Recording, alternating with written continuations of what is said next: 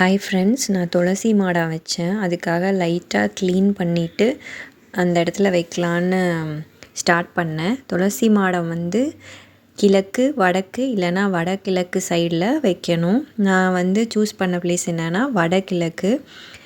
குட்டியாக தான் வைக்க போகிறேன். அதுக்காக ஒரு குட்டி பலகை வச்சேன். அது மேலே கொண்டு போய் துளசி மாடத்தை வச்சுட்டேன்.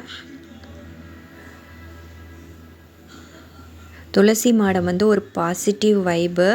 அது இருக்கும்போது வீட்டில் பாசிட்டிவ் வைப்ஸ் இருக்கும். அப்புறம் துளசி மாடத்தை அம்மனாக நினச்சி வழிபடலாம். இதனால் நமக்கு நல்ல பலன் நிறையா கிடைக்கும்.